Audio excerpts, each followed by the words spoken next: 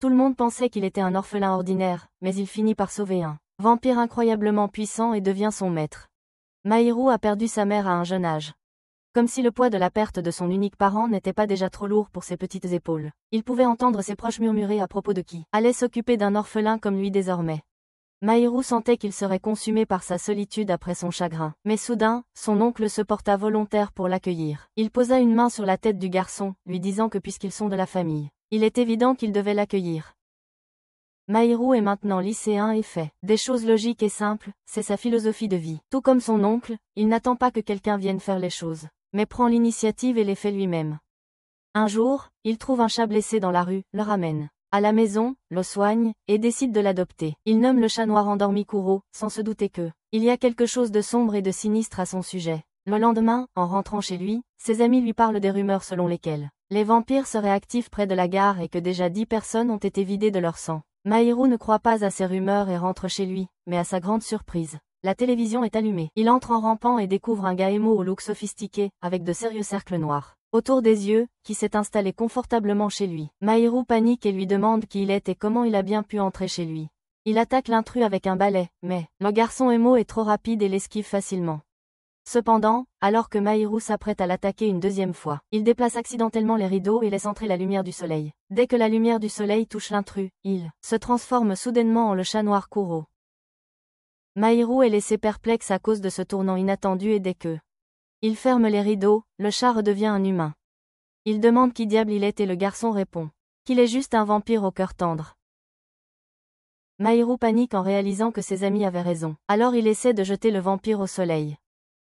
Mahiru l'accuse d'attaquer des gens près de la gare, mais le vampire émo paresseux répond qu'il ne sait même pas de quoi il parle. Mahiru essaie encore de comprendre les choses quand le vampire lui demande de ne pas prendre son nom tant qu'il est sous forme humaine.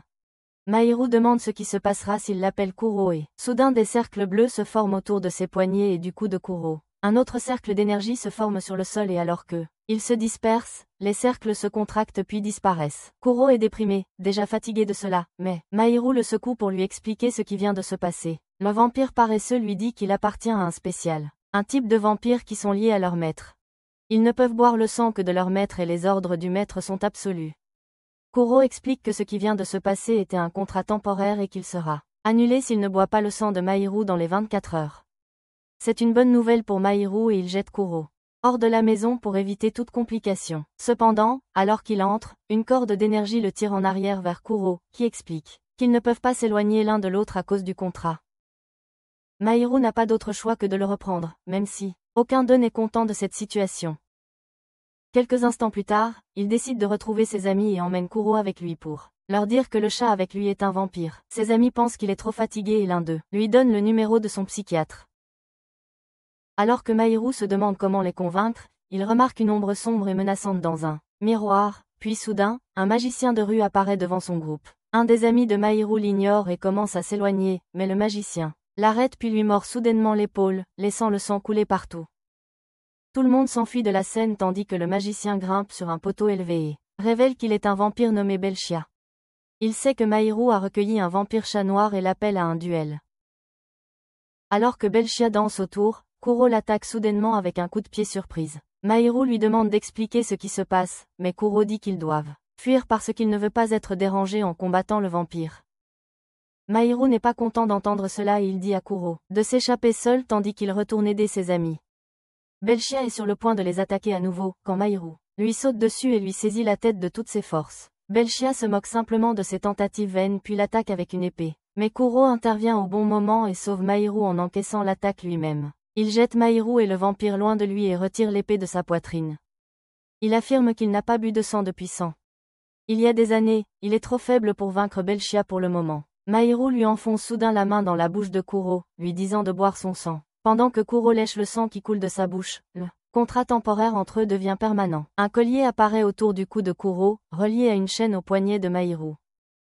Le vampire émo reçoit une énorme poussée de puissance et accepte Mahiru comme son nouveau maître. Il devient son serviteur vampire, ou Sirvamp en abrégé. Mahiru lui ordonne de vaincre le vampire maléfique, et Kuro obéit. Il crée une rafale de vent rien qu'en balançant ses griffes et en l'envoyant vers Belchia, avant de foncer sur lui et de le finir d'un coup net. Kuro ramasse alors le Belchia blessé et tente de boire son sang quand Mahiru tire soudainement sur sa chaîne, lui disant que ça suffit. Belchia les maudit puis remet son chapeau, se transformant soudainement en poupée. Mahiru le prend dans ses bras et demande à Belchia pourquoi il essayait de tuer Kuro. Il répond que c'était un ordre de son maître à Tsubaki. Et Kuro affirme qu'il ne connaît même pas ce salaud. Belchia lui dit que personne ne connaît Tsubaki, et que c'est pourquoi il veut tuer tous ceux qui ne le connaissent pas. Soudain, la chaîne reliant Mahiru et Kuro disparaît. Et ils tombent tous deux à terre à cause de l'épuisement. Quand Mahiru ouvre les yeux, il se retrouve de nouveau dans sa chambre, avec Kuro qui dort paisiblement dans son petit lit. Il court immédiatement à l'école, inquiet pour son ami blessé. Mais à sa grande surprise, il va parfaitement bien. De plus, il prétend que la police lui a dit qu'il avait eu un accident de voiture, mais il ne se souvient pas de grand-chose. Ni l'ami blessé ni le témoin ne se souviennent d'avoir rencontré Mahiru au marché ou de leur rencontre avec le magicien de rue Vampire. Mahiru pense que quelque chose est étrange, et alors qu'il rentre chez lui, il demande à Kuro s'il a une idée sur Belchia ou son maître Tsubaki. Soudain, il commence à pleuvoir sans aucun nuage de pluie dans le ciel, et Mahiru se retrouve dans une dimension étrange. Soudain, un garçon dérangé déguisé en Aizen de Bleach arrive et commence à rire de Mahiru sans raison. Au moment suivant, il scelle le sac de Mahiru sans qu'il ne s'en rende compte et en sort Belchia.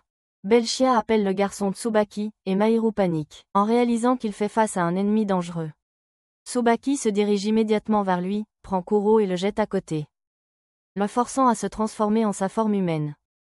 Tsubaki appelle son frère aîné, et quand Mahiru demande à Kuro s'il dit la vérité, Kuro lui dit clairement qu'il n'a jamais vu le garçon fou auparavant. Tsubaki commence à rire à nouveau, le traitant de cruel pour ne pas le connaître. Il révèle ensuite qu'il y a 7 vampires originaux, qui peuvent former un contrat avec des humains et devenir servants. Ils sont tous des frères et sœurs basés sur les 7 péchés, et Kuro est le servant de la paresse. Qui est le frère aîné? Tsubaki dit qu'il y a un vrai vampire de plus, c'est lui, le servant de Mélancolie, le plus jeune des 7 frères et sœurs, mais personne ne l'accepte. Mahiru devient de plus en plus confus, mais ensuite Tsubaki se transforme en renard noir et saute sur son épaule pour embêter Kuro. Mahiru l'arrête pour lui demander s'il était celui qui a envoyé Belchia les attaquer hier. Et Tsubaki affirme, disant qu'il aime tuer des gens et des vampires. Il donne alors un coup de pied à Kuro avant que des pétales de fleurs rouges ne tombent de sa manche, prenant la forme d'une épée. Il attaque Kuro avec l'épée, et celui-ci la bloque avec ses griffes sombres. Mahiru demande à Kuro de boire son sang pour un regain d'énergie instantané, mais il refuse, même lorsque Tsubaki le fait tomber et lui marche dessus.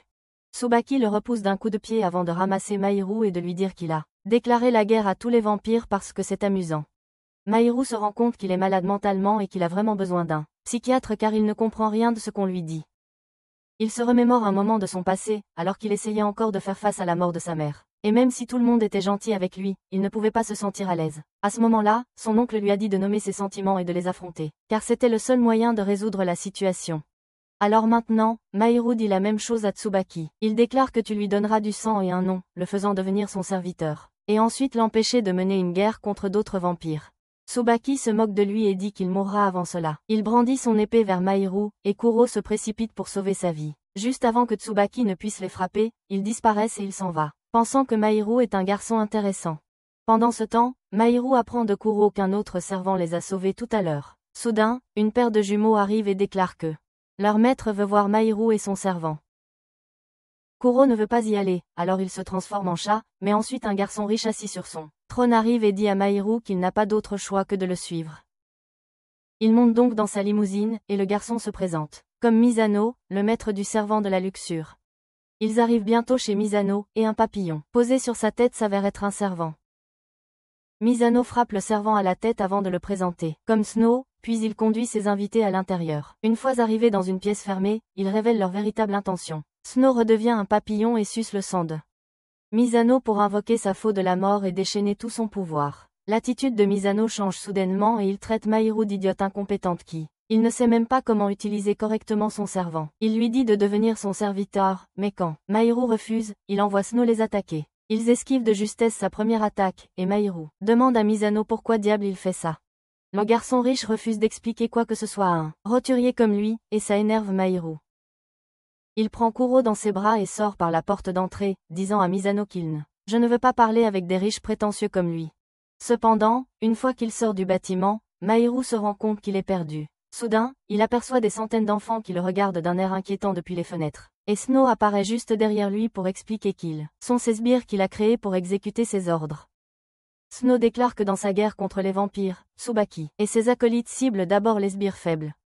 Mizano arrive bientôt en haletant, simplement parce qu'il a descendu un escalier. Il affirme qu'il ne veut pas utiliser les sbires comme des pions d'échecs qu'il peut sacrifier pour rester en sécurité, et c'est pour cela qu'il veut plus de pouvoir pour les protéger. Il dit à Mahiru que s'il n'a pas la détermination de devenir le maître d'un servam, il devrait plutôt devenir son subordonné. Mahiru comprend enfin sa position et dit à Mizano qu'il l'aidera à protéger ses enfants et ceux de Snow, non pas en tant que serviteur, mais en tant qu'ami. Mizano accepte cela, puis lui demande s'il compte affronter Tsubaki à main nue. Il explique que tous les maîtres peuvent utiliser une arme personnalisée grâce au pouvoir de leur servam, et décide d'apprendre à Mahiru à s'en servir. Peu de temps après, Mahiru rentre chez lui avec son meilleur ami Sakuya. Alors qu'il rentre, Mahiru ressent une présence inquiétante derrière lui, mais ne trouve rien en se retournant. Sakuya se moque de lui en disant que c'est un vampire, puis lui demande s'il a vu quelque chose d'inhabituel récemment. Mahiru ne peut pas lui dire que Kuro est un vampire, alors il lui demande de les appeler immédiatement, si quelque chose d'étrange lui arrive. Sakuya pense qu'il est bizarre et s'enfuit chez lui. Le lendemain, Mahiru rend visite à Mizano pour apprendre comment il peut obtenir une arme pour protéger ses amis de toute menace. Kuro lui dit de fermer les yeux s'il veut une arme, et quand Mahiru le fait, il se retrouve dans un endroit sombre à l'intérieur de l'esprit de Kuro. Il voit un chat inquiétant qui affirme être une partie de Kuro est responsable du pouvoir de son maître. Il conduit Mahiru vers un tas de cadeaux et lui demande d'en choisir un avec soin, car il ne peut ni le retourner ni l'échanger plus tard. Mahiru choisit la boîte cadeau la plus simple pour rester fidèle à sa philosophie. Elle se transforme en un balai magique et il se retrouve dans le salon de Mizano au moment suivant. Le balai tourne autour de Mahiru, puis devient un tatouage sur son poignet, et il se demande s'il peut vraiment se battre avec. Ina essaie d'invoquer son balai pour l'aider à se battre, mais il ne sort pas. Snow lui dit d'imaginer son objectif car cela facilitera l'invocation du balai, et Mahiru pense immédiatement à ses amis. Il les considère comme sa famille et dit à Mizano qu'il les lui présentera un jour aussi. Quelques jours passent après cela, et Mahiru et ses amis s'inquiètent pour Sakuya, qui n'est pas venu à l'école depuis quelques jours. Mahiru décide de lui rendre visite après l'école et prend aussi des déjeuners emballés pour lui. Il raconte à Kuro comment lui et Sakuya sont meilleurs amis depuis l'école primaire. Puis soudain, sa mémoire commence à bugger. Il oublie l'adresse de Sakuya et se demande s'il est déjà allé chez lui. Il perd rapidement tous ses souvenirs de Sakuya quand soudain, la véritable personne apparaît derrière lui et le surprend. Pendant que Mahiru lui demande pourquoi il a autant raté l'école récemment, Kuro regarde le garçon avec suspicion. Sakuya explique qu'il a été attaqué dans le coin il y a quelques jours, et bien qu'il ait été sauvé, il a depuis peur de quitter la maison. Soudain, ils entendent un cri au loin et Sakuya saisit la main de Mahiru tandis que il le conduit à travers des ruelles dans un espace ouvert. Avant même que Mahiru puisse lui demander ce qui s'est passé, lui et Kuro sont soudainement liés par des cordes d'acier. Quelques instants avant que deux épées ne manquent de peu Kuro, Belchia se tient au sommet du bâtiment, et il saute juste à côté de Sakuya. Sakuya perd alors la tête et crie après Mahiru pour être venu ici malgré l'avoir averti qu'il y a des vampires dans cette zone. Ce n'est qu'après cela que Kuro réalise que Sakuya est en fait le serviteur de Tsubaki. Sakuya dit à Mahiru de penser à son passé et au moment qu'ils ont passé ensemble, pour lui faire comprendre qu'il n'est dans aucun de ses souvenirs d'enfance. Il sort des couteaux en demandant à Mahiru de découvrir combien de ses souvenirs avec lui sont réels et combien sont faux. Sakuya attaque Mahiru, mais Kuro se protège en prenant lui-même les dégâts. Belchia attaque ensuite et poignarde Kuro avec ses épées. Mahiru n'arrive pas à croire que son meilleur ami est un vampire, et Sakuya dit qu'il souhaiterait ne pas en être un. Sakuya dit qu'il lui faisait confiance, mais qu'il a ensuite commis l'erreur de lui mentir en disant que Kuro était un chat ordinaire. Il est presque au bord des larmes en disant à Mahiru que s'il ne l'avait pas fait, ils seraient encore amis. Mahiru veut sortir de ce pétrin avec l'aide de son servam, mais Kuro refuse de boire son sang. Il lui dit que les servams se nourrissent de la détermination de leur maître mêlé à la du sang, mais comme il manque de détermination, il n'obtiendra pas de pouvoir même s'il boit son sang maintenant. Mahiru se sent impuissant parce qu'il ne sait pas quoi faire, mais soudainement, les cordes qui le lient sont coupées et Mizano et Snow font leur apparition. Snow attaque Belchia, tandis que Mizano décide de confronter Sakuya pour sauver Mahiru, qui est son premier ami. Sakuya pense qu'un riche gamin gâté comme lui ne peut rien faire et dit à Belchia de l'attaquer en premier. Cependant, juste au moment où Belchia se met en ligne droite entre Mizano et son vampire, son arme spéciale s'active. Belchia est complètement paralysé alors qu'il est assis sur une chaise d'exécution, et puis Snow le traverse simplement, détruisant son esprit. Misano dit alors à Sakuya que c'est dommage qu'ils doivent se battre parce que Mahiru voulait bientôt les présenter. L'attitude de Sakuya change soudainement et il commence à agir comme s'il voulait aussi être ami avec Mahiru et Misano. Cela fait que Misano baisse sa garde et annule sa chaîne avec Snow. Juste à ce moment-là, Belchia, qui est maintenant contre les parts des fils, attaque Snow et lui coupe la jambe. Pendant ce temps, Sakuya attaque Misano avec ses couteaux et lui inflige de graves blessures. Il met ensuite son couteau autour de Mahiru, lui disant qu'il a toujours voulu tuer, lui et ses amis même quand il s'amusait. Parce que c'est simplement ainsi qu'il a été créé. Il jette Mahiru au sol et dit qu'il va maintenant tuer tous ses amis. Mais soudain, le fantôme d'une fille apparaît derrière Sakuya et l'arrête. Elle lui murmure s'il veut blesser les autres comme il a été blessé, et toute son attention se détourne soudainement de Mahiru. Kuro a également été récupéré à présent et il dit à Mahiru qu'ils ne peuvent pas se battre dans son état actuel, ils doivent donc fuir. Cependant, Mahiru refuse de le faire et avance pour arrêter Sakuya. Il invoque son balai et le frappe de toutes ses forces, lui infligeant une blessure qui ne cesse de saigner. Mahiru a soudain l'impression de ne plus contrôler son arme. Puis Sakuya lui demande de le tuer. La confiance de Mahiru vacille et son balai se transforme en un nuage d'énergie volatile. Il perd la raison en se demandant ce qu'il est en train de faire. Il sent que son arme le pousse à tuer son meilleur ami. Et il sait que s'il fait cela, il ne restera plus humain. Malgré ce sentiment déchirant, Mahiru ne peut pas se contrôler, alors qu'il fonce vers Sakuya et le frappe à nouveau. Il se demande si c'est la puissance qu'il voulait utiliser pour protéger ses amis. Mahiru continue de frapper Sakuya avec son balai, puis le fait s'écraser contre une clôture.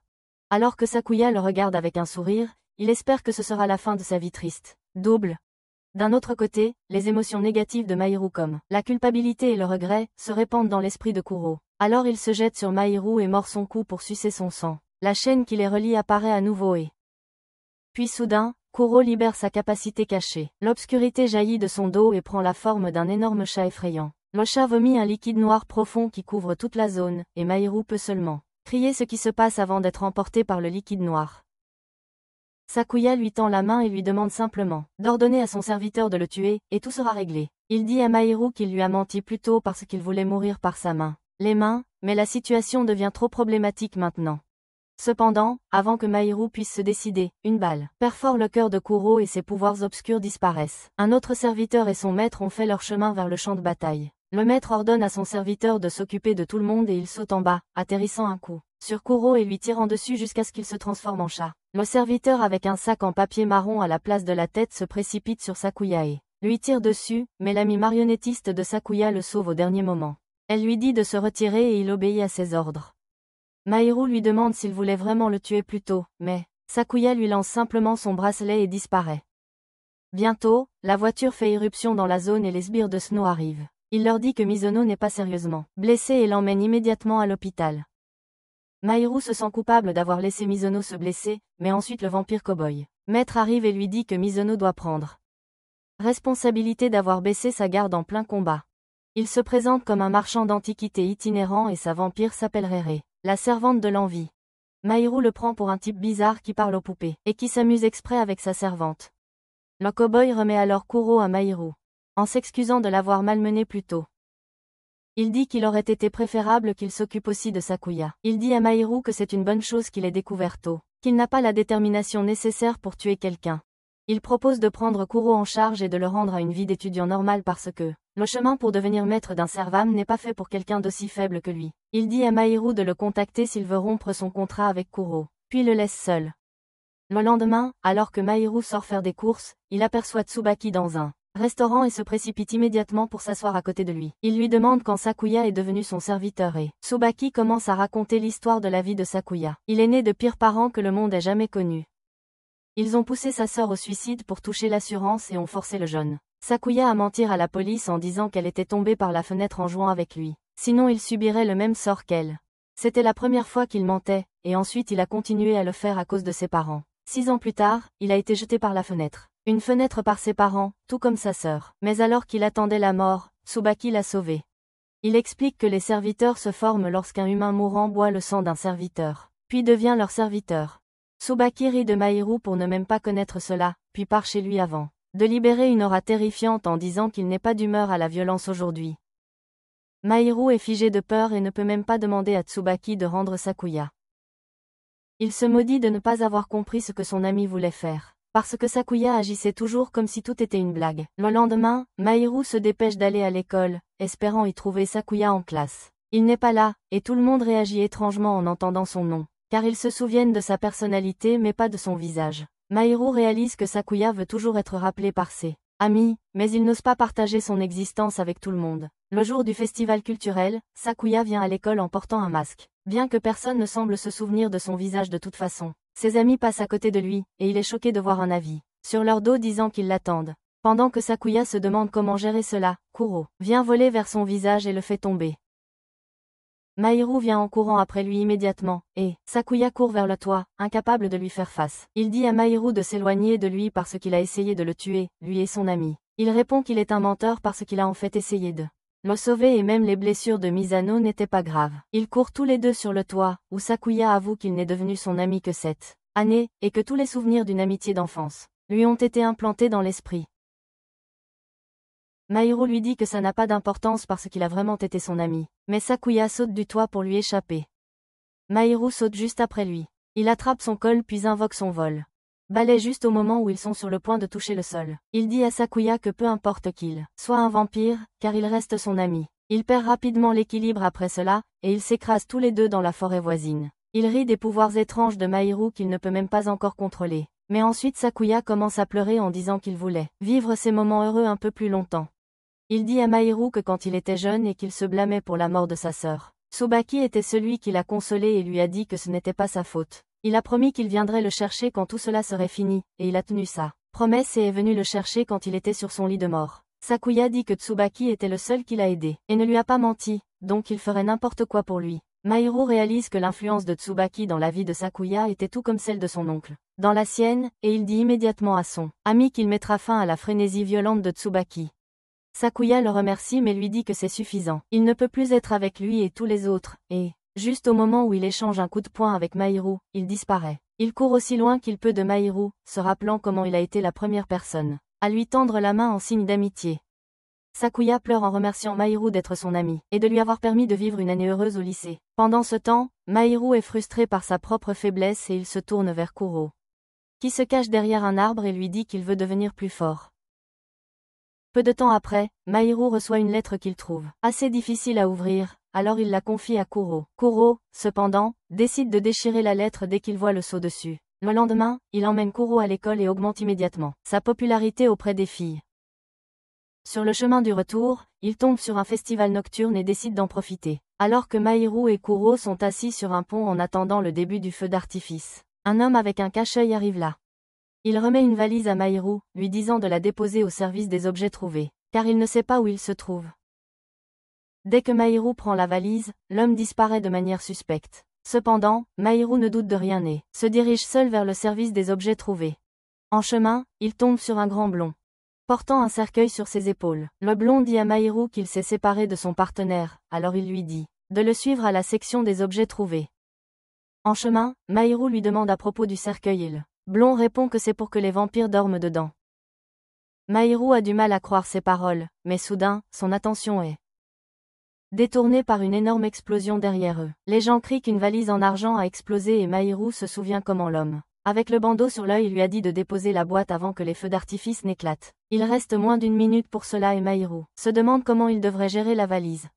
Il doute s'il doit appeler Kuro mais emporter la boîte loin, car révéler que c'est lui le maître d'un servant devant un étranger fou n'est peut-être pas la meilleure chose. Cependant, il décide de faire confiance au blond et appelle Kuro devant lui. Mahiru lui donne un peu de sang et Kuro le prend et saute haut dans les airs. Il lance la boîte aussi haut qu'il peut et Mahiru panique car cela pourrait ne pas exploser dans le ciel, mais après qu'il tombe par terre.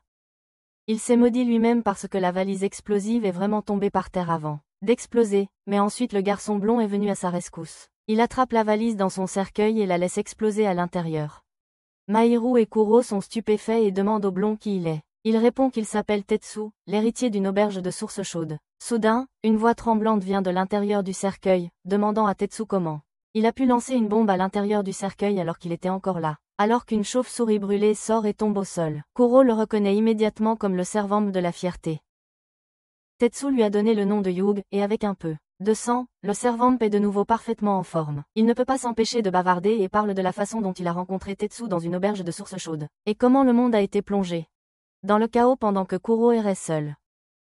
Hugh dit que l'explosion d'aujourd'hui c'est définitivement le travail de Tsubaki et de ses sbires. Il dit à Mahiru qu'il devrait rester en contact et s'aider en cas de besoin, mais le met aussi en garde que Tsubaki n'est pas la seule menace pour eux en ce moment. Plus tard, alors que Mahiru et Kuro rentrent chez eux, la porte s'ouvre soudainement. Et quelqu'un tire Mahiru à l'intérieur, laissant Kuro derrière. Kuro réalise que des gens mal intentionnés sont derrière cela, et ils ouvrent immédiatement la porte à nouveau et pointent une arme magique sur lui, tandis que un autre gars en camisole de force saute sur lui. Mahiru est emmené dans une étrange installation où un scientifique nommé Tsuyuki l'accueille. Il lui informe qu'il se trouve actuellement au siège de C3, une partie neutre entre les humains et les vampires. Il prétend être un allié de Mahiru et dit qu'ils l'ont amené ici juste pour parler avec lui paisiblement. Tsuyuki demande à Mahiru de s'allier avec eux pour arrêter Tsubaki, qui représente une menace pour les humains comme pour les vampires. Alors que Mahiru trouve cela trop soudain, Tsuyuki tente de le convaincre qu'ils sont du même côté et ont le même objectif, donc il ne devrait y avoir aucun problème. Il affirme que Kuro connaît bien le C3 et peut tout lui dire sur eux, ce que Mahiru veut savoir.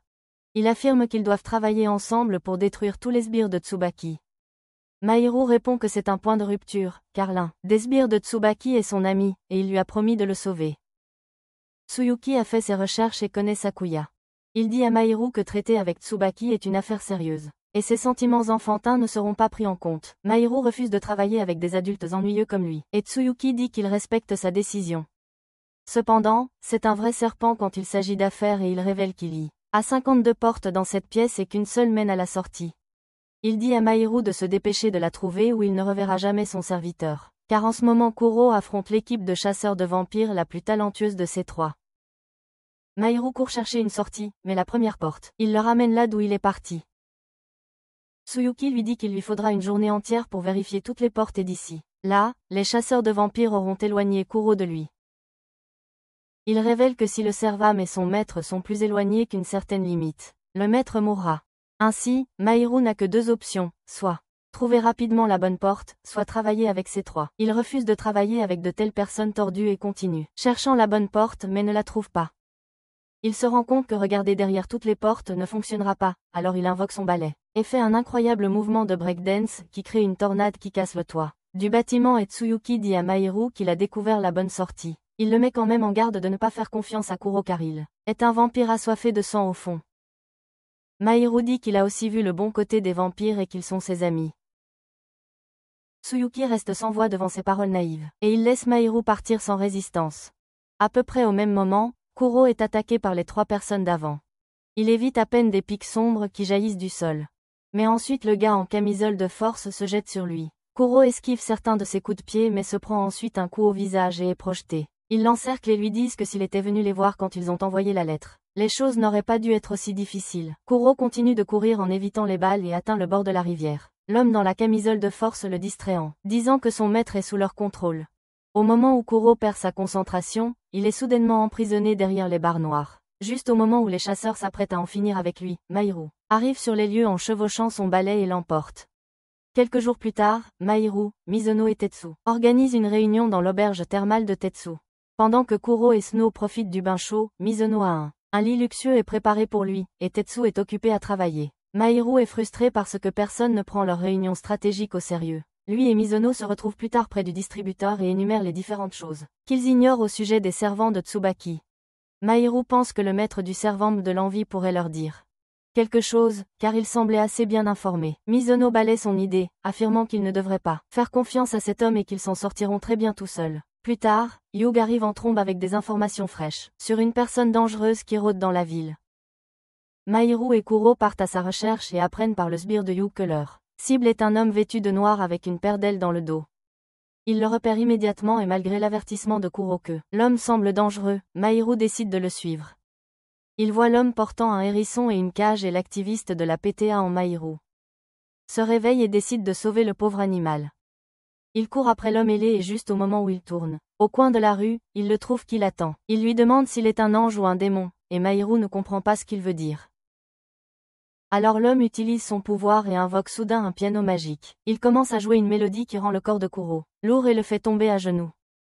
L'homme déclare qu'il est un démon et se précipite immédiatement vers lui. Il envoie Kuro voler avec un coup de pied, puis le suit pour le donner de plus en plus haut. Mahiru invoque son balai et s'envole vers le toit, où l'homme étrange s'apprête à écraser Kuro. Il stoppe son attaque et permet à Kuro de boire son sang pour regagner de la force. Mahiru demande à l'homme pourquoi il fait du mal à son partenaire et lui demande ensuite de libérer le pauvre hérisson dans sa cage. L'homme s'exécute et dès qu'il ouvre la cage, le hérisson se transforme en un autre serviteur qui se présente comme Wa, le serviteur de la cupidité. Il est hyperactif et dit que l'homme avec lui est un maître nommé Licht qui a la folie de croire qu'il est un ange. Licht s'agace de ses bavardages incessants et le chasse de sa vue, affirmant qu'il le déteste parce qu'il est aussi un démon. Lo ne peut s'empêcher de flatter son maître toxiqué, abusif qui ne cesse de le rabaisser. Mahiru est agacé par leur comportement étrange mais il est content d'avoir trouvé un autre allié pour combattre Tsubaki. Lo lui dit qu'il se trompe et qu'ils ne sont pas ses alliés. En plus de ça, ils n'ont même pas besoin d'alliés parce que Kuro, qui est l'aîné des vampires, peut tout finir en un instant s'il le décide. Il dit qu'il ne lui a pas pardonné ce qu'il a fait la dernière fois que les 7 vampires se sont réunis. Kuro et Lo s'échangent des regards meurtriers et Mahiru réalise qu'il y a une sombre histoire entre eux. Il les sépare avant de se présenter à Lo puis de lui demander de les aider. Lo refuse, jette un bon regard à Mahiru et remarque que l'aîné de son frère, le maître est assez ordinaire avant de s'enfuir. Mahiru retourne aux sources chaudes, choqué de voir Licht à la télévision en tant que pianiste génial venu d'Europe. Il dit à tout le monde qu'il est le maître du servante de la cupidité et Kuro a déjà pitié du garçon. Il révèle que Lo tue son maître quand il s'ennuie d'eux. Et il vaut mieux ne pas se mêler de ça. Malgré son avertissement, Mahiru se rend au concert de Licht. Il guette la sortie, cherchant une occasion de entrer dans la salle lorsque les gardes sont distraits. Cependant, un passionné de musique au grand cœur le repère et décide de l'emmener dans la salle pour lui montrer un autre programme en guise de cadeau. En chemin, Mahiru aperçoit l'homme avec le bandeau qui lui a remis la valise explosive et réalise que Tsubaki vise Licht, alors. Il court vers la salle où se déroule le programme de Licht. Dans la salle, Lo apprécie la performance musicale de son maître quand soudain, le public entier l'attaque. Ils sont tous les sbires de Tsubaki et Lo s'y attendait. Il fait face à tout le monde seul et au moment où Mahiru entre dans la salle, il ne reste que des corps sans vie. Il est choqué par la force du vampire et pense qu'il a été trop loin. Licht arrête soudainement sa performance parce que les gens parlent et Lo lui demande pourquoi il ne le remercie pas d'avoir géré tous les ennemis. Licht le frappe juste, mais Lo apparaît juste derrière lui et le pousse contre le mur. Mahiru s'inquiète pour lui, mais Lo lui assure que les maîtres des serviteurs sont plus coriaces que les humains ordinaires. Il lui demande alors de cesser de tenter de le recruter et de laisser Kuro finir tout ça. Mahiru affirme que Kuro ne peut pas le faire seul, ce qui agace Lo. Il le pousse doucement et l'envoie de l'autre côté de la salle, mais Kuro agit comme un chrétien pour sauver son maître. Lo se contente de rire d'eux puis décide de leur raconter l'histoire des 7 serviteurs. Il y a longtemps, il y avait 7 frères et sœurs vampires qui vivaient en paix jusqu'à ce qu'un jour, ils reçoivent une lettre d'une organisation appelée C3. La lettre leur demandait de tuer une personne spécifique et les 7 vampires ont choisi de décider de leur réponse démocratiquement. La cupidité, la gourmandise et la colère étaient contre, tandis que la fierté, l'envie et la luxure étaient en faveur de tuer cette personne. Comme c'était une égalité, ils se sont tournés vers leur frère aîné, le serviteur de la paresse. Juste au moment où la loi s'apprête à révéler ce qu'il a décidé, Kuro est submergé par la rage et une intention meurtrière. Il libère son pouvoir tandis que Lo rit de lui demandant à quel point il veut désespérément cacher ses erreurs à son maître. Il tire son épée en réponse et les 2 serviteurs commencent à s'affronter sur scène. Mahiru décide de régler ça lui-même et invoque son balai. Il appelle Kuro et l'expression démente sur son visage le prend au dépourvu. Soudain, Lick se remet de ses blessures et brise le combat entre Kuro et Lo avant de plaquer Lo au sol. Il saisit le balai de Mahiru, le plie et cloue Kuro au mur avec. Il déclare qu'ils sont tous trop destructeurs et que la seule chose qu'il devrait faire maintenant est d'écouter sa performance. Lick invoque son piano et commence à jouer une chanson triste qui ramène des souvenirs intenses à l'auditeur, les forçant à pleurer. Alors que Mahiru se remémore les moments passés avec sa mère et commence à pleurer, Lo grogne sur le sol parce qu'il voit quelqu'un qu'il essaie désespérément d'oublier. D'autre part, Kuro est figé, ses pupilles dilatées alors qu'un souvenir horrible qu'il a tenté de réprimer lui revient. La loi ne peut plus le supporter, alors il décide d'attaquer Lick, qui est prêt à contre-attaquer. Juste à ce moment-là, la porte s'ouvre et l'homme qui a amené Mahiru arrive. Il envoie une mascotte de baleine pour désamorcer la situation et la baleine frappe la tête de Lo et de Lick pour les faire arrêter. Lo n'est pas content de l'homme ni de la mascotte baleine, qui est son subordonné. Mahiru se précipite pour libérer Kuro, mais découvre qu'il a complètement perdu le contrôle. Soudain, il entend un bruit et se retourne pour voir l'un des sbires survivants de Tsubaki a découvert. Elle s'excuse et supplie d'être relâchée, mais Lo décide de l'achever. Mahiru lui prend la main, lui disant d'arrêter car il n'est pas nécessaire de tuer quelqu'un qui n'a même pas l'intention de se battre. Lo abandonne car il ne veut pas s'embêter avec un personnage anonyme de la foule de toute façon. Il s'éloigne et ensuite Mahiru s'approche de l'homme. Avant, celui qui se présente comme Krantz, le manager de Leak. Il décide de laisser en vie le sbire de Tsubaki et Mahiru décide de l'emmener chez ses amis pour l'instant. Kuro le suit, toujours enveloppé dans l'obscurité. De son côté, Lo essaie de calmer sa colère en regardant des vidéos ridicules sur TikTok. Quand soudain Tsubaki apparaît juste derrière lui. Il panique en le voyant et Tsubaki lui adresse un sourire effrayant en sortant son arme. Pendant ce temps, Mahiru retourne à l'auberge de Source Chaudée. Misano est furieux contre lui pour avoir agi seul. Il dit qu'il pourrait y avoir des conséquences dangereuses, mais au moins il a réussi à capturer un des sbires de Tsubaki vivant. Misano veut maîtriser la sbire nommée Lilac parce qu'il ne lui fait pas confiance. Quand Mahiru essaie de s'y opposer, il lui dit que la fille pourrait faire semblant d'être faible alors qu'en réalité, elle pourrait être forte et dangereuse. Tetsu et Yuke décident de l'interroger pour découvrir la localisation de la base de Tsubaki, mais Mahiru les arrête. Il croit que si Tsubaki apprend que Lilac est ici, il viendra ici pour la sauver. Misano a du mal à y croire, mais Mahiru pense qu'à la première fois qu'il a rencontré Tsubaki, il est venu sauver Belchia de lui. De plus, il se souvient combien Sakuya respectait Tsubaki, donc il a le sentiment qu'il viendra. Mahiru demande à Kuro de lui dire ce qu'il pense à ce sujet, mais Kuro quitte simplement l'auberge. Mahiru le suit et lui demande ce qui ne va pas. Kuro se retourne et son regard suffit à faire comprendre à Mahiru qu'il n'est pas dans son état normal. Il se rend compte que depuis que Lo a évoqué l'histoire de leur passé, le vampire paresseux est perturbé. Il veut lui demander plus de détails sur l'histoire avec C3, et s'il a accepté de tuer la personne qu'il voulait. Alors qu'il commence à poser la question, il sent Kuro fondrer, se transformer en quelque chose tout droit sorti de cauchemar. Mahiru frissonne de peur tandis que la forme menaçante de Kuro le fixe. Il rassemble tout son courage pour lui demander de revenir avec lui, et Kuro obéit. Il reprend sa forme de chat et suit Mahiru en silence jusqu'à l'auberge. Plus tard, Mahiru s'assoit pour discuter avec Lilac, qui veut savoir pourquoi il est si gentil avec elle alors qu'elle est une ennemie. Mahiru répond qu'il ne considère pas Tsubaki comme son ennemi dans général et pense qu'il est juste quelqu'un qu'il doit arrêter. Lilac pense que Mahiru est assez naïf et lui dit que, tandis que les sbires plus faibles de Tsubaki ne veulent pas se battre, il devrait se méfier de Aigen, qui est le bras droit de Tsubaki et aussi le plus fort et le plus dangereux d'entre eux. Le lendemain, Mahiru se réveille tôt et regarde autour de lui pour trouver Kuro dormant dans un coin sombre. Il reçoit soudain un appel du manager de Licht, qui lui demande s'il a vu Lo quelque part. Il informe Mahiru que Lo n'a pas été vu depuis la nuit dernière et, à cause de cela, Licht devient plus faible et plus épuisé à chaque instant. Licht cherche aussi Lo car seul cela peut l'aider à retrouver sa force, mais alors apparaît juste derrière lui un homme roux d'âge moyen. Licht réalise qu'il est dangereux et s'éloigne de lui, mais il n'est pas assez rapide.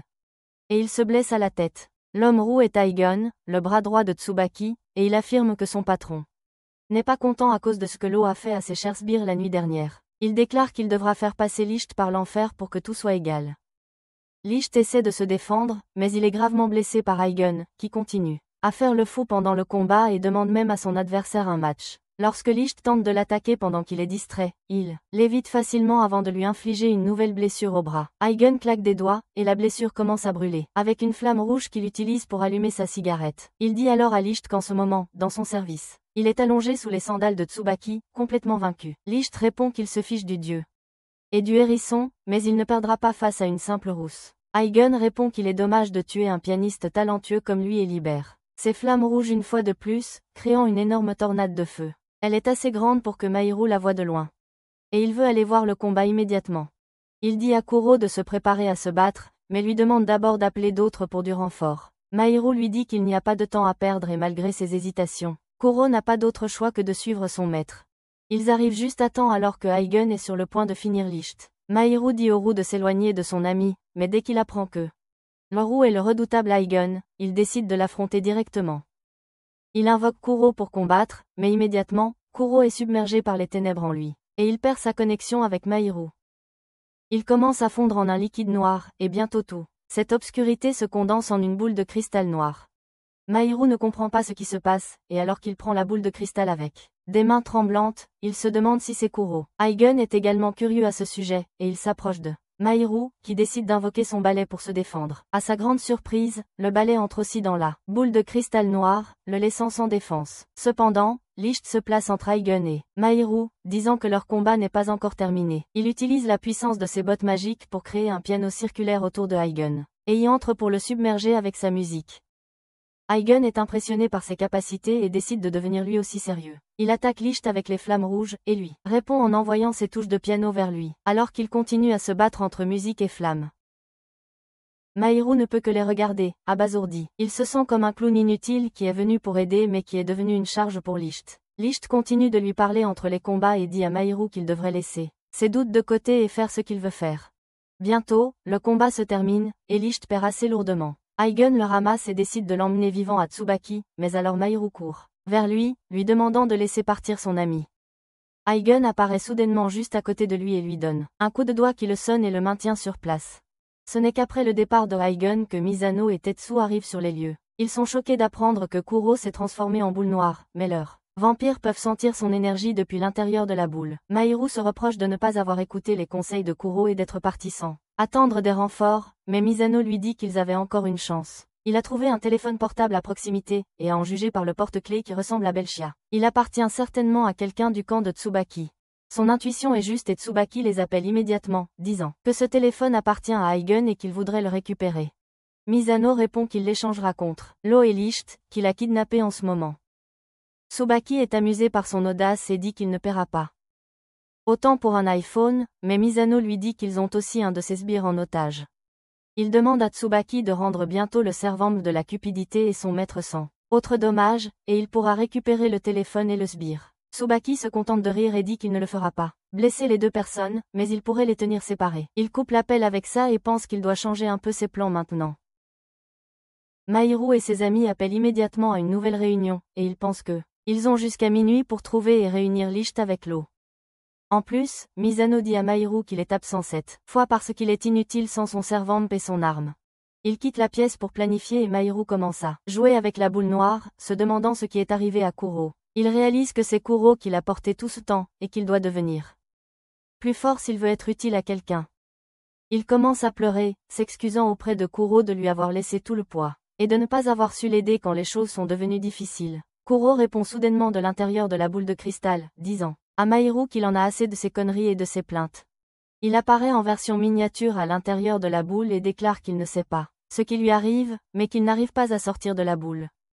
Mahiru promet de le sortir à tout prix, mais Kuro lui dit de ne pas s'en faire avec ça parce qu'il apprécie la solitude où il n'a plus à s'occuper des gens ennuyeux. Mahiru appelle Misano et Tetsu pour leur montrer que Kuro se remet à l'intérieur de la boule. Mais ils ne peuvent pas le voir ni l'entendre du tout. Tetsu a immédiatement une idée et décide de couper la boule pour sortir Kuro de là. Mahiru l'arrête, disant qu'il n'est pas juste de libérer son partenaire de cette façon. Il déclare qu'en tant que maître de Kuro, c'est sa responsabilité de le libérer, alors il prend la scie dans sa main et essaie d'ouvrir la balle. Naturellement, utiliser la force brute ne fonctionne pas. Bientôt, un invité arrive à l'auberge et il s'avère que c'est le manager de Lick, Krantz, et la mascotte baleine. Il est déprimé lorsqu'il apprend que Lick et Lo ont été enlevés par Tsubaki, et Mahiru s'excuse car il a empiré la situation en allant aider.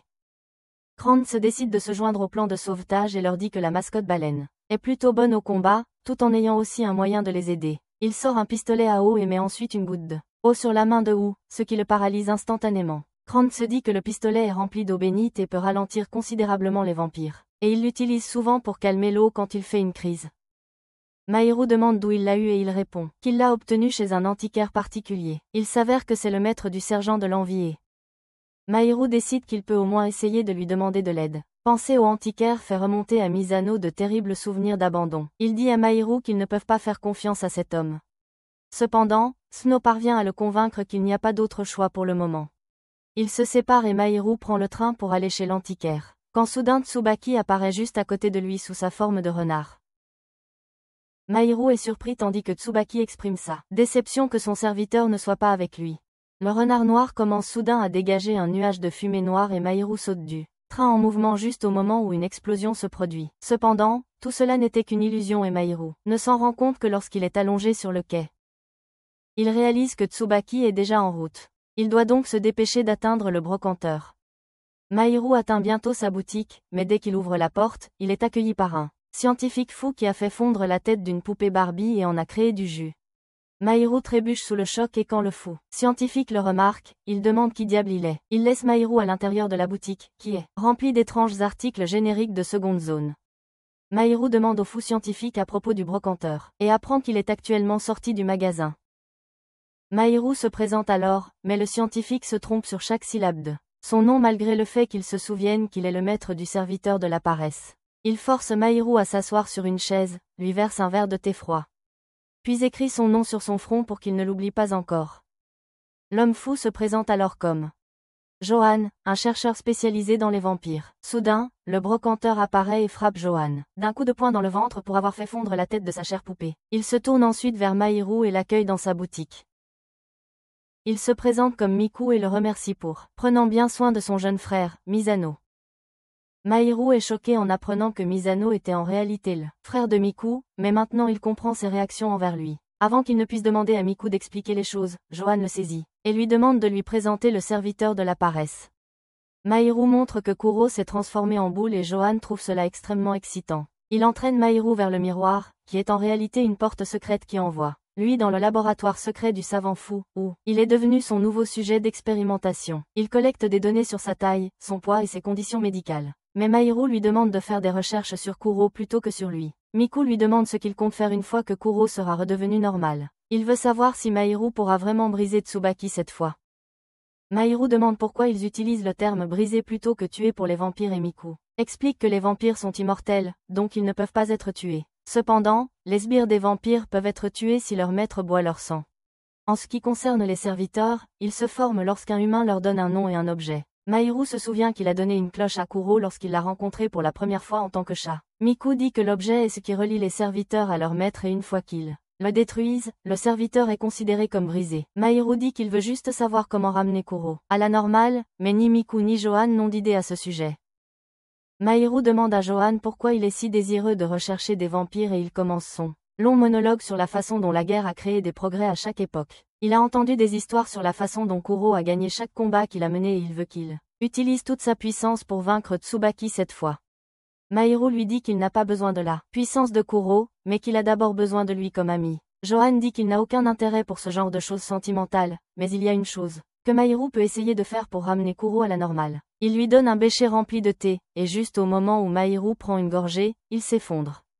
Johan rit en révélant que le thé contenait un médicament qui permet à un maître pour entrer directement dans l'esprit de leur serviteur. Il dit à Mahiru de régler ses comptes avec Kuro là-bas, et de partager avec lui les résultats de cette expérience. Bientôt, Mahiru se retrouve à dériver dans l'obscurité, avant de voir la silhouette de la cloche de Kuro.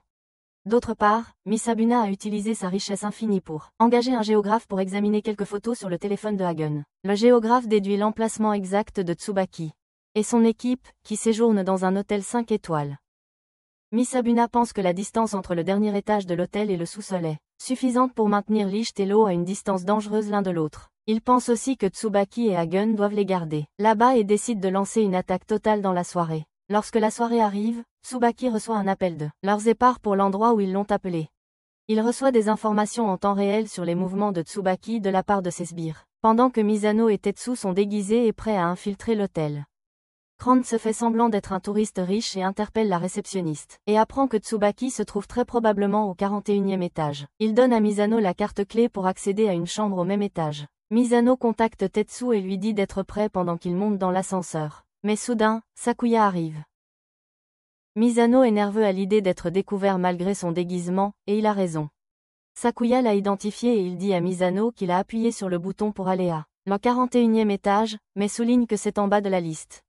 Misano panique en réalisant la vérité, puis Sakuya appuie sur le bouton d'arrêt d'urgence, arrêtant l'ascenseur. L'ascenseur entre en chute libre et Misano enlève son déguisement car il comprend que cela ne sert plus à rien. Il se demande si Licht et Wall ont déjà été déplacés d'ici, mais écarte cette option car Sakuya ne serait pas là pour les arrêter dans ce cas. Misano dit à Tetsu de prendre les escaliers et d'atteindre le sommet, tandis qu'il affronte Sakuya ici. L'ascenseur atteint le bas et Misano découvre qu'il est au sous-sol numéro. Il se souvient de la réunion stratégique où ils avaient supposé que Hagen devait protéger un des otages, tandis que les autres sbires de Tsubaki protégeraient l'autre. Misano veut tous les vaincre même si Snow n'est pas spécialisé dans le combat. Cependant, lorsque la porte de l'ascenseur s'ouvre, il constate que le sous-sol est complètement vide. Soudain, Sakuya invoque une tronçonneuse magique et pousse lentement Misano et Snow hors de l'ascenseur. Il dit que le plan que Misano et les autres ont élaboré était mauvais dès le départ parce que ils ne comprenaient même pas comment fonctionnait le cerveau de Tsubaki. Il révèle qu'ils ont été induits en erreur dès le début et le but de Tsubaki en enlevant Wall n'était pas de lui faire du mal. Au contraire, il l'a utilisé comme appât pour attirer Yug, le serviteur de Pride, afin de pouvoir le réduire en pièces. Sakuya attaque Misano avec sa tronçonneuse et il ne peut que esquiver. Il sait que gagner dans un combat direct est difficile, alors il décide de provoquer Sakuya. Il lui dit que Mahiru le considère toujours comme un déchet, pour être son ami pendant qu'il travaille pour un fou comme Tsubaki. Ces provocations fonctionnent et Sakuya crie que personne ne comprend le véritable motif de Tsubaki. Il affirme que Tsubaki cherche la clé de quelque chose sans savoir ce que c'est. Leur véritable objectif reste un mystère même pour la plupart de ses sbires et Misano réalise que Tsubaki ne vise pas une simple guerre entre vampires. En attendant, Yug et Tetsu ont atteint l'étage supérieur, où Hagen et d'autres sbires de Tsubaki se sont rassemblés pour leur faire face. Ku pense que les otages sont juste au-delà d'eux et, malgré le nombre plus élevé de leurs adversaires, il est confiant que lui et Tetsu peuvent gagner. Pendant ce temps, Tsubaki est arrivé dans une forêt selon l'appel, et il n'est pas content lorsqu'il est accueilli par 5 gars déguisés en baleine. La mascotte de la baleine bleue maudit Tsubaki et exige qu'il rentre Wall et lèche-les où il va se faire botter le cul. Tsubaki se moque de la voix grognonne qui ne convient pas à la mignonnerie de la mascotte, et montre les clés qui mènent à la chambre de leur serviteur et maître. Il demande alors où est son sbire et la baleine bleue dit qu'elle est dans l'une de ses mascottes. Il conduit Tsubaki pour voler les clés et il l'esquive simplement sans attaquer et saute dans un arbre parce qu'attaquer imprudemment pourrait aussi blesser accidentellement son sbire. Soudain, un autre des mascottes déracine tout l'arbre sur lequel il se tient et essaie de frapper Tsubaki quand il saute en arrière. Les autres mascottes de baleine l'attaquent aussi, mais Tsubaki est un salaud glissant et évite facilement toutes leurs attaques. Il affirme que puisqu'il y a une chance que son mignonne soit ici, il ne peut pas fuir cet endroit. Il essaie de tâter la baleine bleue, mais le costume de mascotte est trop épais pour juger s'il y a 2 personnes à l'intérieur. Tsubaki rit en disant que c'est amusant de jouer à cache-cache avec des baleines dans une forêt, puis utilise son pouvoir pour faire pleuvoir, sous un ciel clair, tout en lançant un sourire méchant aux mascottes. De son côté, Mahiru se retrouve dans l'esprit de Kuro, qui ressemble à un désert de sable rouge. Il voit le chat inquiétant qui lui a donné son arme et demande où se trouve Kuro. Le chat inquiétant lui dit que Kuro ne veut pas le voir, mais Mahiru ne croit pas ses paroles. Il se concentre, entend le son de la cloche et le suit en marchant en cercle. Il tombe bientôt face contre terre et découvre que le son de la cloche vient en réalité de sous le sable. Mahiru décide de faire preuve de créativité et il coupe le sable pour révéler un escalier sous-marin. Il plonge dans l'eau et ressort de l'autre côté. Il descend les escaliers et arrive bientôt dans une pièce. Dès que la porte s'ouvre, Mahiru est transporté dans un vieux souvenir appartenant à Kuro. C'est lors de la réunion où les 7 servants se sont réunis pour discuter s'ils devaient accepter la mission de meurtre qui leur avait été confiée par ces 3. Les vampires étaient divisés en 2 factions concernant le meurtre de la personne qui était en réalité le génie créateur des 7 servants. Alors que fierté, envie et luxure croyaient qu'il était trop puissant et dangereux pour être laissé en vie, gloutonnerie, colère et avarice pensaient qu'il était stupide de le tuer alors qu'il n'avait encore rien fait de mal. Ils se sont tournés vers Kuro pour sa décision et il a déclaré qu'il tuerait la personne lui-même. Lo a perdu la tête à ce moment-là et a attrapé le col de Kuro, en lui demandant s'il tuerait un humain qui était comme leurs parents. Kuro lui a dit de ne pas utiliser ce mot devant lui parce que il n'est pas fier de la façon dont les vampires comme lui ont été créés. Mahiru est choqué de voir cela et il suit Kuro alors qu'il part en chasse. Il suit ses souvenirs alors que Kuro entre dans une maison japonaise traditionnelle et rencontre son créateur. Soudain, des vignes noires et épineuses jaillissent du sol, et empêchent Mahiru de voir ou d'entendre quoi que ce soit d'autre. Il s'efforce de se libérer, mais alors que Kuro attaque son créateur, les vignes couvrent les yeux de Mahiru si étroitement qu'il commence à saigner. Kuro lui dit qu'il ne veut pas qu'il voie l'acte le plus honteux de son existence. Et la scène change rapidement pour montrer les conséquences de l'assassinat. Alors qu'envie, luxure et orgueil sont contents que tout soit fini, la gloutonnerie et la colère croient aussi qu'il n'y a pas de meilleure façon de mettre fin aux choses et d'apporter la paix au monde. Il jure de ne pas en vouloir à Kuro, mais Lo est différent. Il jure qu'il ne pardonnera jamais à Kuro, qui s'éloigne simplement de lui. Mahiru voit tout cela et crie à Kuro d'arrêter parce que il est prêt à l'affronter, lui et ses péchés, cette fois. Soudain, l'obscurité couvre tout et quand elle se dissipe, Mahiru se retrouve dans un endroit étrange rempli de blocs scellés. Le chat inquiétant n'est pas satisfait que Mahiru s'enfonce trop profondément dans l'esprit de Kuro, mais il lui demande quand même de satisfaire sa curiosité et forcer l'ouverture de l'un de ses secrets contenus dans ces blocs. Il lui offre des armes puissantes pour percer ces blocs, mais Mahiru dit qu'il n'en a pas besoin. Il sait que Kuro est à l'intérieur et il lui suffit de frapper pour le rejoindre. Il frappe à la porte et Kuro crée une porte pour lui. Mahiru ouvre la porte et entre dans la pièce totalement sombre, où il entend les regrets de Kuro après avoir tué son créateur. Il finit par voir la lumière et trouve Kuro emmailloté. Debout, il débat encore s'il a bien agi. Il veut que quelqu'un lui dise qu'il n'était pas dans le faux et Mahiru crie qu'il avait effectivement tort. L'espace autour d'eux commence à se fissurer alors qu'il dit à Kuro que s'il a encore des doutes sur le fait qu'il a mal agi, cela signifie qu'en fin de compte, c'était mal. Mahiru dit qu'il faut du courage pour accepter ses erreurs et avancer, qu'ils doivent encore le faire. Il donne un coup de tête à Kuro, lui disant qu'il n'a pas de temps à perdre ici. Mahiru tend la main vers lui, lui disant qu'il n'est pas seul cette fois. Et qu'ils affronteront ensemble son passé et son avenir. L'espace blanc autour d'eux se brise, laissant place à une prairie verte. Kuro accepte les mots de Mahiru et se transformant son chat pour être à nouveau tenu par son maître. Pendant ce temps, au dernier étage de l'hôtel, Licht et Wa reprennent leurs esprits. Ils sont liés et blessés, et il s'avère qu'ils sont dans des chambres adjacentes. Wa dit à Licht que même un pianiste talentueux, comme lui mourra sans rien accomplir. Il répond qu'il ne mourra pas et traite Wa d'idiot sans rêve. Alors que Wa continue de crier qu'il n'est rien de spécial, le mur se brise soudainement et Licht en sort. Wa se tait et Licht lui demande s'il a perdu la capacité de débattre après l'avoir rencontré en face à face. Il dit qu'en tant qu'ange, c'est son devoir de tuer un démon comme lui.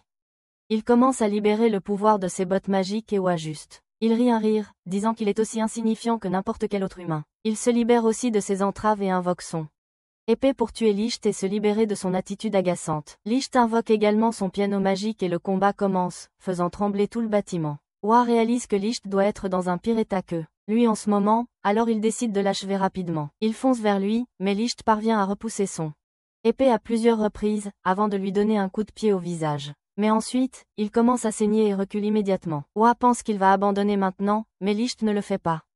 Un servant est impressionné et décide d'abandonner. Il dit qu'ils sont tous les deux des personnes différentes, mais ils sont toujours des personnages mineurs dans le cours de ce monde.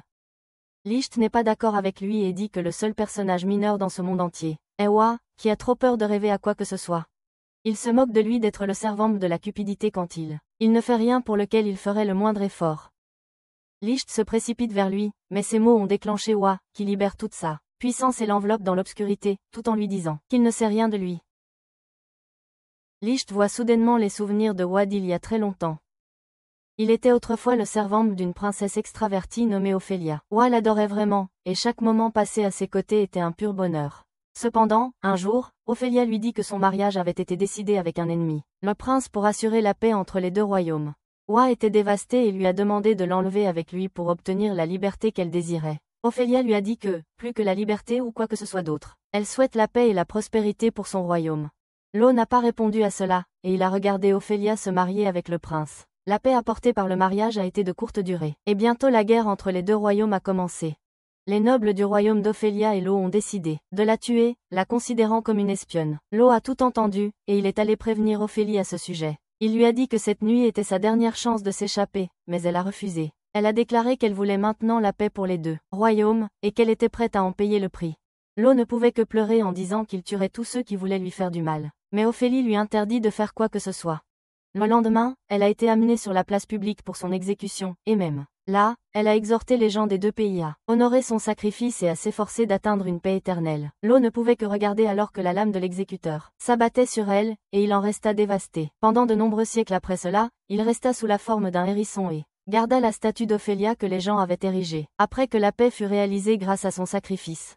Une nuit, alors qu'il versait des larmes sur Ophélia, le serviteur de l'orgueil lui rendit visite. Visite concernant une réunion convoquée par leur frère aîné. C'est lors de cette réunion que Kuro a décidé qu'il tuerait leur créateur. Lo n'était pas prêt à accepter la paix qui suivrait sa mort car les souffrances émotionnelles causées par le sacrifice d'Ophélia étaient encore fraîches. Il fut dévasté lorsque Kuro refusa d'écouter ses supplications et tua leur créateur quand même. Il retourna ensuite au royaume d'Ophélia pour découvrir qu'une puissante nation ennemie avait détruit les deux royaumes qu'elle avait tenté de protéger avec tant de désespoir. Sa statue décapitée s'effondra devant ses yeux, et Lo ne fut plus jamais le même. Il s'est convaincu que toute vie est intrinsèquement sans valeur et a dansé sous la pluie en tenant la partie cassée de la statue d'Ophélie, marquant le début de sa phase de méchant. Le film de souvenirs se termine et Licht n'est pas impressionné par ce que son serviteur voulait lui montrer. Lo est à côté de lui déguisé en métamorphe jaune, et il applaudit et pleurant. Voyant le film fait à partir de ses propres souvenirs, Licht monte alors sur scène pour lui offrir une performance vraiment inoubliable. Il jette les rideaux pour révéler un piano et commence à y jouer, et Lo dit qu'il n'aime pas ça parce que c'est une chanson triste. Licht lui dit que ce n'est pas la chanson qui est triste, mais lui. Lo pleure dans sa forme informe, et il réalise enfin que c'est le pouvoir de l'imagination, et il interprète les choses comme il les imagine. Il réalise enfin qu'il ne peut pas renoncer à son désir de protéger Ophélie jusqu'à la fin, et cela le rend triste et effrayé. Lo se maudit d'avoir suivi les ordres d'Ophélie et se demande pourquoi il n'a pas pu créer, d'une manière où lui et Ophélie obtenaient ce qu'ils voulaient. Il réalise enfin qu'il a encore des choses qu'il veut accomplir à tout prix. Il veut que Licht survive à cette épreuve, et il veut affronter Kuro correctement et lui demander pourquoi il a tué leur créateur. Il se souvient d'Ophélie puis tend la main vers elle, brisant le paysage onirique et libérant lui-même et Licht, qui sont maintenant une équipe. Ils traversent leur chambre, mais Hagen arrive pour les ramener. Licht dit à Lo de se pousser parce qu'il veut régler ses comptes avec la rouquine tout seul. La loi lui dit que ce n'est pas possible dans l'état où il est en ce moment. Ils commencent à se battre entre eux et Hagen finit par perdre patience. Alors il décide de lancer lui-même le combat et met le feu à la pièce. Licht attaque Hagen, qui esquive facilement ses coups de pied. Lo profite de cette occasion pour l'attaquer par derrière, mais Hagen esquive aussi son attaque, et lui coupe le visage avant de l'incendier. Après avoir éteint le feu, Licht et Lo attaquent à nouveau leur ennemi. Hagen décide de tuer d'abord l'humain, mais juste au moment où il s'apprête à attaquer Licht. Il utilise son pouvoir spécial et échange sa place avec Lo. Hagen est surpris et profite de cette situation. Licht lui donne un coup de pied solide et l'envoie s'écraser contre le mur. Cela ne lui cause pas beaucoup de dégâts au rouquin et il se relève pour se battre. Pendant que Licht et Lo utilisent leur stratégie pour échanger leur place afin de défendre et d'attaquer en même temps, Hagen décide de tout donner contre eux. Il enlève ses gants et attaque soudainement Licht, lui griffant le visage. Ça ne prend pas feu, donc Licht est un peu surpris, mais ensuite Hagen lèche le sang sur ses mains et lui dit qu'il est aussi un vampire. Soudain, une énorme explosion rouge secoue le bâtiment et Licht et Lo sont projetés à l'autre bout de la pièce. Hagen a commencé à rajeunir et il est prêt à vaincre ses ennemis avec toute sa puissance. D'un autre côté, Sakuya fait traîner Misano et Snow pour gagner du temps. Il lance des couteaux sur Misano et le manque de peu en comprenant que la montre que Snow portait autour de son cou est l'objet que son maître lui a donné. Pour détruire la montre et briser le serviteur, Sakuya mord son doigt et laisse son sang prendre la forme d'une épée. Il attaque Snow avec ça, qui bloque son attaque avec sa faux. Cependant, Sakuya révèle qu'il utilise en ce moment l'épée de Tsubaki, qui a la capacité d'annuler le pouvoir des servants. Il tranche la faux de Snow puis pointe l'épée vers Misano, mais avant qu'il puisse lui faire du mal, un coup de feu dévie la direction de l'épée. Miku est là pour sauver son frère et lui dit de prendre le deuxième ascenseur et de remonter à la surface pour aider ses amis. Misano le maudit mais suit son conseil et Snow le rejoint discrètement. Au 41e étage, Tetsu se bat contre les sbires de Tsubaki, utilisant le cercueil comme bouclier. Il active sa capacité spéciale et invoque une horde de chauves-souris, que Yug envoie vers les sbires. Il est satisfait de son travail, mais le gars avec le bandeau attaque soudainement, le distrayant et permettant à Belchia de l'enfermer dans son cabinet mystérieux. Belchia rit en utilisant sa capacité spéciale et fait disparaître Yug, ne laissant derrière que sa pipe fumante. Misano arrive sur les lieux à ce moment-là et lui demande où il a envoyé Yug. Il rit et lui dit de s'occuper de lui-même maintenant. Misano apprend alors que Hagen est monté à l'étage pour affronter le duo de la cupidité. Il essaie de tout remettre en ordre dans son esprit, mais il n'a aucune idée sur toutes les façons dont il pourrait renverser la situation. Belchia attaque Tetsu, qui bloque son attaque avec le tuyau de Yug, mais ensuite, l'utilisateur de ficelle lui attache la main et la jambe pour le faire tomber à genoux. Misano est encore plus frustré maintenant, et il est sur le point d'ordonner une retraite quand soudain une ombre couvre la pièce. Tout le monde regarde dehors par la fenêtre, perplexe, alors que Mahiru arrive, monté sur un lion noir géant. Il entre dans la pièce, et le lion noir géant se transforme en Kuro, qui était en fait cachant sa vraie forme depuis le début car il était trop paresseux. Les amis de Mahiru se mettent à l'abri derrière lui et lui parlent de la situation. Il leur dit qu'ils n'ont plus rien à craindre et invoque son balai. Il utilise son pouvoir pour transformer le balai en lance et se lance en avant. La manipulatrice de fils l'attaque en première avec ses marionnettes, mais Mahiru se déplace plus vite qu'elle ne peut réagir et la frappe derrière la tête pour l'assommer instantanément. Belchia et le gars avec le bandeau lancent une attaque combinée. Ensuite Ekuro décide de les arrêter. Il invoque des ailes faites d'énergie noire et crée des pointes acérées avec. Mahiru saute juste derrière lui et frappe les pointes avec le balai, transperçant leurs ennemis. Dans la pièce au-dessus d'eux, Higan a déjà vaincu Lo et Licht, et il décide de descendre affronter Mahiru. Lo est encore incrédule car il a vu la vraie forme de Kuro plus tôt et se demande si Mahiru l'a aidé à retrouver sa confiance. Il ne veut pas être laissé pour compte, alors il attaque Higan, qui lui donne un coup de pied dans le ventre et lui écrase le pied. Il dit à Lo de lécher ses chaussures et alors il pourrait envisager de laisser Licht en vie. Licht ordonne immédiatement à l'eau de ne pas reculer, et dit à Higan de lécher ses chaussures à la place. Il reprend instantanément ses mots en réalisant que c'est trop dégoûtant, mais Higan est amusé par lui. Il parle de la façon dont il en a assez de tuer. Sans réfléchir, mais puisque Tsubaki le veut, il le fera.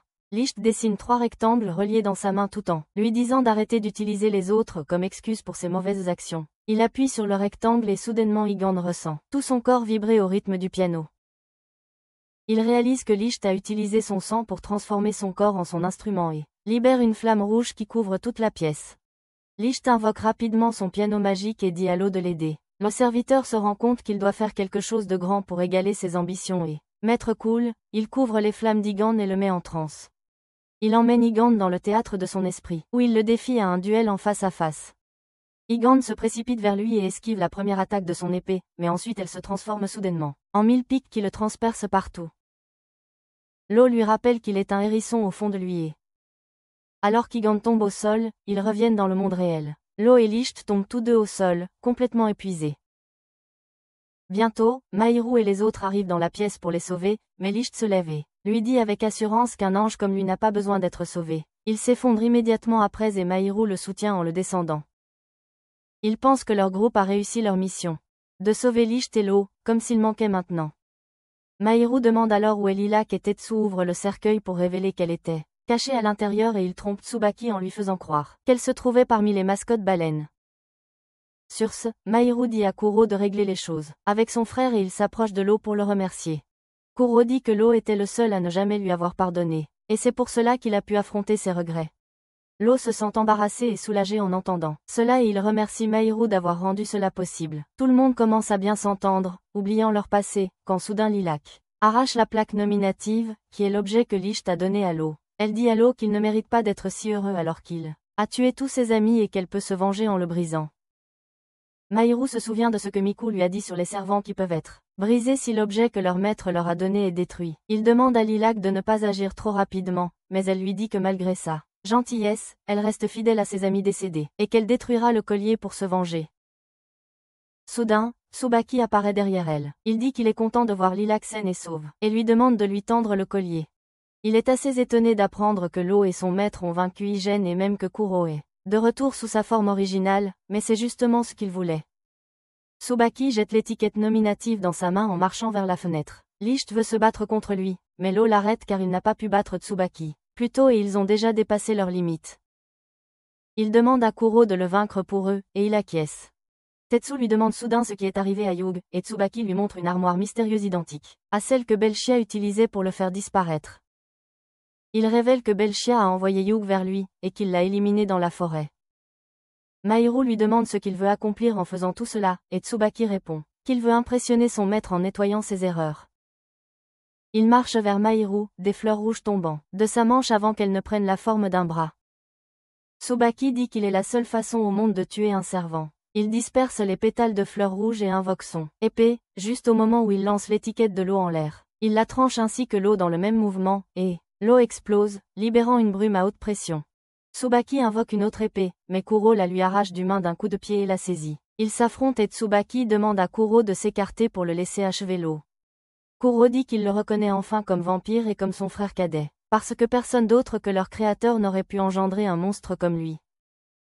Tsubaki dit que leur créateur était aussi son professeur, que Kuro a tué, et maintenant il veut se venger de lui. Il désarme Kuro et pointe son épée vers lui, lui demandant de révéler quelles étaient les dernières paroles de son professeur, et il répond qu'il n'a rien dit. Tsubaki lui crie dessus, lui demandant si son professeur n'a rien dit ou s'il n'a rien entendu. Pendant ce temps, la brume tourbillonne violemment dans la pièce, et l'on remarque que l'eau s'est transformée en hérisson. Mahara dit à Misano et Tetsuta de se dépêcher de descendre, tandis que il avance pour rejoindre le combat aux côtés de son serviteur. Kuro admet qu'il a eu tort de tuer son créateur, mais il ne peut pas s'arrêter maintenant et doit aussi arrêter la folie de Tsubaki. Il saisit son épée, lui disant qu'il devrait parler avec des mots plutôt qu'avec de la violence. Cependant, l'épée coupe sa main et Tsubaki lui dit que ces mots n'ont aucun sens ici. Kuro voit soudain des visions déformées de son créateur et Tsubaki fusionnés en un seul, lui disant de devenir comme eux. Tsubaki rit alors, disant qu'il va détruire ce monde défectueux, et absorbe toute la brume libérée par le corps de l'eau. Il utilise le pouvoir qu'il a obtenu de la brume et fait pleuvoir des lames de magie rouge sur toute la ville tout, en riant comme un fou. Kuro s'approche de lui, déterminé à tout résoudre par la parole. Tsubaki pointe ses épées vers lui, mais il les dévie et touche son épaule. Tsubaki le poignarde avec ses épées magiques, mais Kuro ne lâche pas prise. Il veut parler des mauvaises choses qu'il a faites et des mauvaises choses que Tsubaki fait maintenant. Tsubaki est déconcerté par sa détermination et lui demande pourquoi leur créateur n'a pas dit aux 7 frères et sœurs qu'il existait, même dans ses derniers moments. Il attaque Kuro et lui coupe le bras, et il est sur le point de le finir, quand Mahiru arrive et bloque son épée.